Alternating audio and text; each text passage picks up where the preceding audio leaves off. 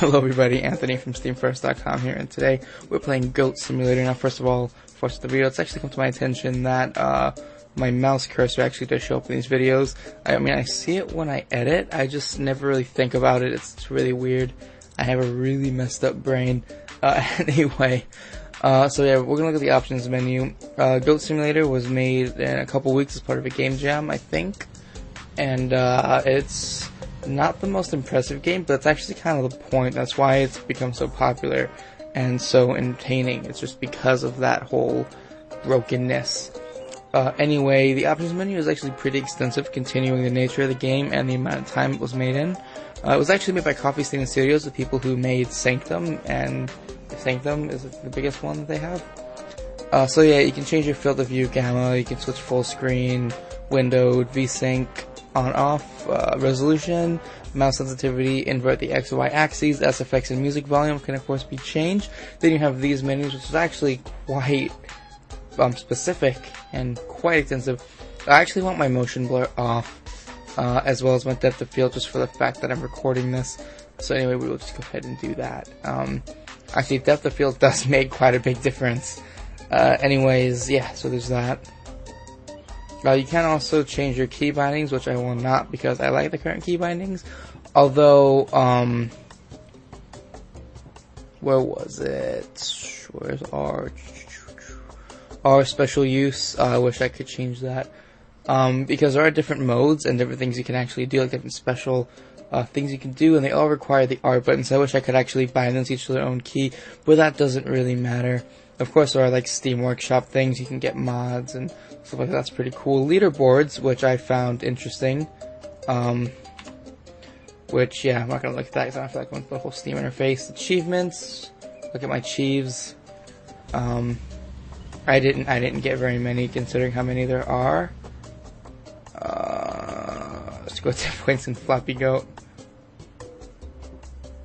Visit all 5 trampolines in one jump, bouncing on each trampoline once. Can't do that. We trying to really make this world our hell. Okay, that's weird. Credits and of course exit. So yeah, we will actually. Oh, the big thing. Didn't even think of that. There are some cool things you could actually do here. One, there's different game modes you can do with different mutators. So we could have this. We could have Tall Goat, as well as Goatborn and Goat Queen. So basically what that means is you're a giraffe in Tall Goat, and you can scream, like screech, and it blows up everything around you. And then Goat Queen, you can press R and it summons goat corpses from the sky, so that's cool. Although these two things kind of conflict with each other because they both use R, so it might just both happen at once, which would be even awesomer. Right, anyway, we're actually going to get into the gameplay and some of my recordings. This actually did go on longer than I needed it to. So yeah, I'll see you guys in the gameplay. Hello everybody, we are back with Goat Simulator. So what can I really say about Goat Simulator? It's a buggy, broken, hilarious, and goat-filled mess of a game. Originally Goat Simulator was made in a couple weeks as a game jam game, but it doesn't have the most amazing graphics and sound and mechanics. But I think that's where the appeal to the game actually comes from. Now, keep in mind that, though I do have certain criteria to review these games by,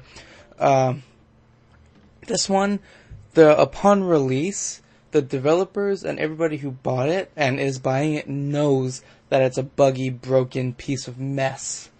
And that's the point of the game, actually, because as you see the gameplay, you'll just kind of see how the physics work in this game and how the actual gameplay mechanics go, and you guys will kind of see why. Now, since there is a criteria to this game, obviously, if I was reviewing this game solely based on our criteria, it would pretty much just be a 0 out of 5.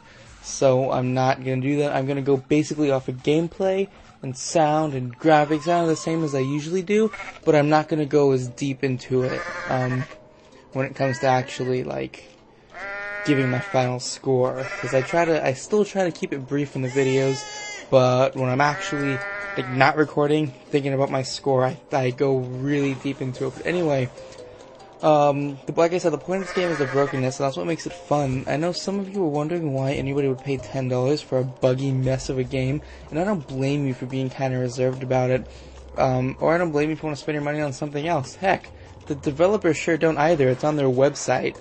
But it is just a fun, silly game that is sure to keep you entertained for hours. Now down to the point of the video, I still need to, review the game and stuff. The graphics are trash. It's pretty obvious.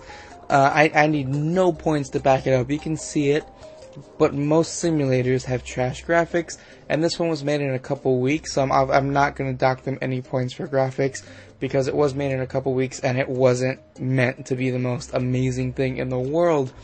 So yeah, but if it was supposed to be an actual finished game, like Coffee Stain Studios also made Sanctum, if I was given a copy of Sanctum to review, and that had the trashy graphics, I would dock that points for graphics, but since this one isn't, then I'm not. The sound is actually nice. I love the music, and it's really nice quality. Same with the screams when you headbutt someone, and the goat yelps and just minor sound effects are really good. Gameplay is nice and smooth despite the issues. I'm stuck at about 30 FPS while recording, 80 FPS while just playing. The controls are fine and rebindable. Game is really playable, really surprisingly. The physics engine is the best, obviously not polished and pretty broken, but they did a pretty nice job not finishing it, and for that I do commend them. Overall 3 out of 10 for gameplay, graphics, and sound. It's a great game, but this is still a review site. I personally want to give it a 10 out of 5, but there is a certain criteria, like I said. If you want to play Goat Simulator, you can find it at the link below. It is $10 on Steam and at GoatSimulator.com. And be sure to check out SteamFirst.com for all the best news, reviews, videos, and content relevant on all things Valve and Steam. And if you like this video, maybe you'd like some of my others, you can find me at my Twitch.tv and YouTube channel down in the links below. And also, guys, I got a new keyboard, so you're not going to hear that nasty clickiness in my videos anymore, so that's pretty cool. Anyway, I will see you guys later, and goodbye.